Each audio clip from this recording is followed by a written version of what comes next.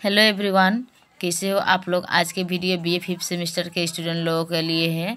तो आज आप लोगों के लिए एक फिर से नई वीडियोस लाई हूँ जो अलंकार के ऊपर है और ये बहुत ही इम्पोर्टेंस होने वाली है आप लोगों का बीए 5th सेमेस्टर के फाइनल एग्ज़ाम्स के लिए।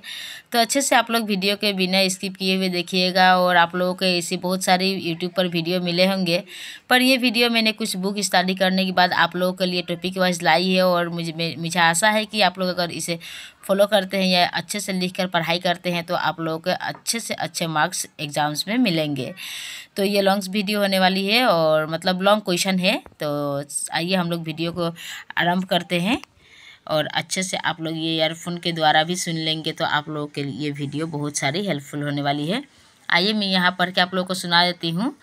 ये है क्वेश्चन, अलंकार संप्रदाय का ऐतिहासिक परिचय दीजिए। यह अलंकार के ऊपर संपूर्ण वीडियो होने वाली है। अलंकार का परिभाषा, अलंकार शब्द की नियुक्त अलम और कार दो शब्दों से हुई है। अलम का अर्थ है कि भूषण और कार का अर्थ है करने वाला, अर्थात अलंकार शब्द से अभिप्राय है अलंकृत या भूषित करने वाला स्वयं वामन या अलंकृत। अलंकार कहकर इस शब्द का अर्थ स्पष्ट किया है। मोहम्मद के अनुसार जैसे शरीर को शोभा बढ़ाने वाला कमन, कुंडल इत्यादि अनेक प्रकार के भूषण या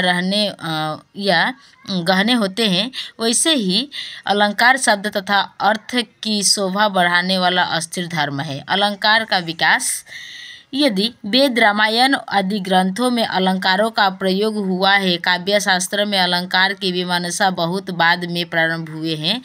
सर्वप्रथम मातृभूमि ने चार ही अलंकार का उल्लेख किया है: उपमा अलंकार, रूपक अलंकार, दीपक तथा यमक अलंकार। अग्नि पुराण में 16 अलंकारी की चर्चा मिलते हैं। इसके बाद 6वीं शताब्दी के तक ऐसा कोई ग्रंथ नहीं मिलता जिसमें अलंकार का विकास होता रहा। इसका प्रमाण भामह और दंडी के ग्रंथ में मिलता है। भामह ने काव्य अलंकार में ये 88 अलंकारों का विवेचना किया है। उन्होंने प्रायः सभी अलंकारों को प्रारंभ में प्राप्त किए। उन्होंने समस्त अलंकारों का मूल वक्रोक्ति को माना है, जिसमें उनका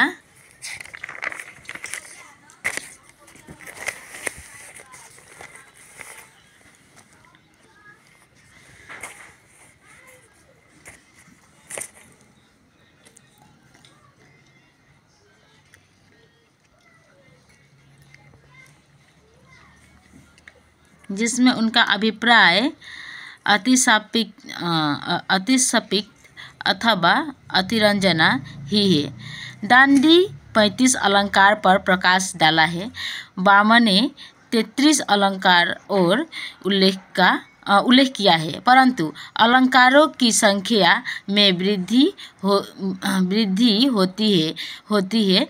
सम्मत यहाँ है आपका 67 भी जो ने 72, विश्वनाथ ने यहाँ है 82, जयदेव ने 100, जगन्नाथ ने 171 इत्यादि। वास्तव में अलंकार और उनकी संख्या के भेद के विषय में दृष्टिकोण की भिन्नता दिखाई देती है। उपयुक्त साहित्यकार के अतिरिक्त राजशेखर, बाणभट्ट, रामचंद्र, गुणचंद्र इत्यादि के आचार्य तथा हिंदी के कुछ रीतिकालीन कवियों, मतीराम इत्यादि ने भी अलंकार के निरूपण किया है। ध्वनि संप्रदाय के आविर्भाव के साथ ही अलंकार को प्रतिष्ठा घट गई। अलंकारवादी आचार्य ने अलंकार को अर्थ दिया था, किंतु रीति, वक्रोक्ति, ध्वनि जैसी काव्य मूल्य के विकास में इसे व्यापक अर्थ दिया। प्रारंभिक आचार्य के अलंकार के प्रति उजान पर डॉक्टर बैंकर शर्मा की टिप्पणी बहुत सटीक जान पड़ती है कि भामह का योग्य अलंकार विद्यमानता ईश्वर काल था, अतः उसमें अदृष्ट प्रेरणता को न्यूनतम भी की। उसमें वैज्ञानिक कर्मबद्धता का भी अनुसरण नहीं है, जिसका प्रमाण तो यह है कि भामह अलंकार विद्यमान करते करते दोष विद्यमान की ओर चल पड़े। भक्ति काल में अलंकार महत्वपूर्ण काव्य की रूप प्रतिष्ठित हुआ। वह चाहे सुखी परंपरा काव्य हो, चाहे राम काव्य और चाहे कृष्ण काव्य। रीतिकाल में अलंकार शास्त्र काव्य का प्रयोग अपने चमत्कृष्ट पर पहुंच गया, क्योंकि चमत्कार सृष्टि रीतिकालीन कवियों की परिवेशगत थी। केशवदास के शब्दों में अलंकार, ये कोटेशन आप लोग लिखना ना भूलिएगा, अलंकार कविरांग के सुनी सुनी विविध विचार कवि प्रिय केशवकारी कविता की श्रृंगार। तो गाइस, आज के वीडियोस में आप लोगों के लिए यही थी एक लॉन्ग क्वेश्चंस, जो बहुत ही कम समय में हमने ख़त्म करने की कोशिश की है इसे, और आप लोग अच्छे से इसे देखिएगा और अपने दोस्तों के पास शेयर कीजिएगा और लाइक्स कमेंट्स करके बताइएगा, अच्छी लगती है आप लोगों के कमेंट्स मिलने पर। और ऐसा ही वीडियो के साथ फिर मिलेंगे दूसरा वीडियो में। तब तक के लिए आप लोग अच्छे से पढ़ाई लिखाई कीजिए। वीडियो को एंड तक देखने के लिए दिल से आप सभी को धन्यवाद।